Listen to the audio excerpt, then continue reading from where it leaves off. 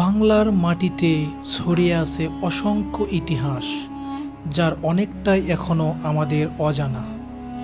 আজ আমরা চলে এসেছি বগুড়ার শেরপুরে, একটি শত বছরের পুরনো রহস্যময় স্থাপনা, শেরপুর খেরুয়া মসজিদ। অনেকে বলে থাকে এই মসজিদটি নাকি এক রাতেই তৈরি হয়েছিল এবং তৈরি করেছিল জিনেরা।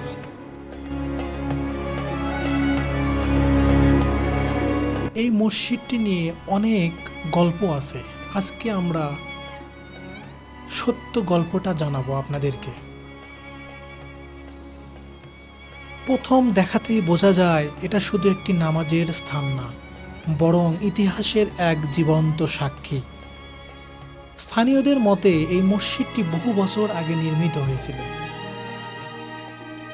এটি প্রায় 450 বছর আগে নির্মিত করা হয়েছিল। অনেকের ধারণা এটি 450 বছরেরও অনেক আগে নির্মাণ হয়েছিল। মসজিদটির গঠন একদমই ভিন্ন ধরনের।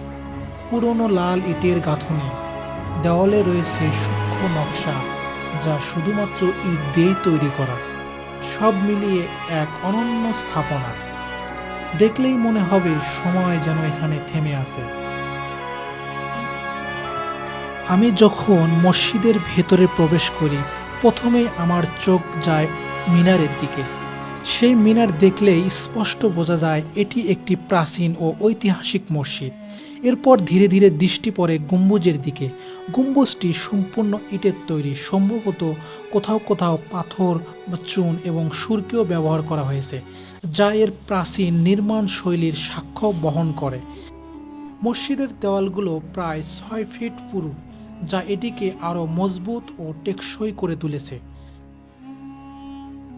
মিনারের উপরের অংশে শুধুমাত্র ইট দিয়ে তৈরি সূক্ষ্ম নকশা চোখে পড়ে, যা সেই সময়কার কারিগরদের দক্ষতার পরিচয় দেয়।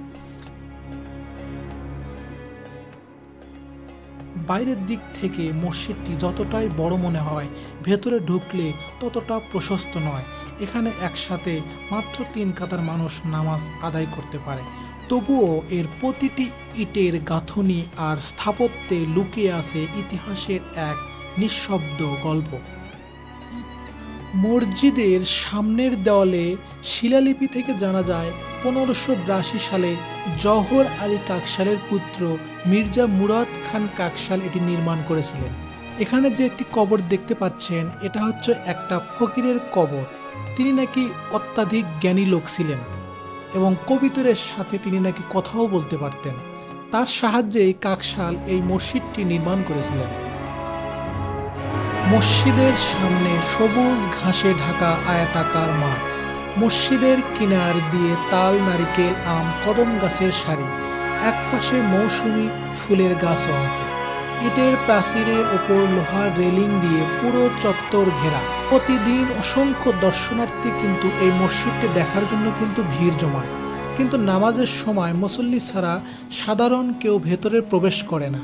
তাই প্রাঙ্গণটি নিরিবিলি এবং খুবই পরিষ্কার পরিচ্ছন্ন। গাছগাছালি ঘেরা সবুজ পরিবেশে 3 গম্বুজওয়ালা প্রাচীন স্থাপত্যটিকে মনোরম দেখায়।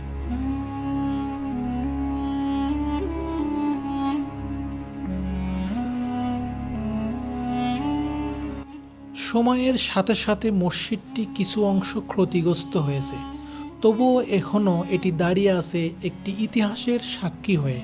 যথাযথ সংরক্ষণ করা হলে এটি হতে পারে একটি বড় পর্যটন আকর্ষণ কেন্দ্র।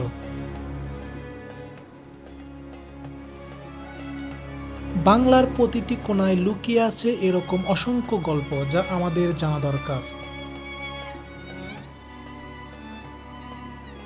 আপনি যদি এরকম আরও অজানা ইতিহাস জানতে চান, তাহলে ভিডিওটি লাইক দিন এবং চ্যানেলটি সাবস্ক্রাইব করুন আর শেয়ার করুন বন্ধুদের সাথে। আমি আবার আসব নতুন কোনো গল্প নিয়ে, বাংলার মাটির গল্প নিয়ে। সবাই ভালো থাকবেন। আল্লাহ হাফেজ।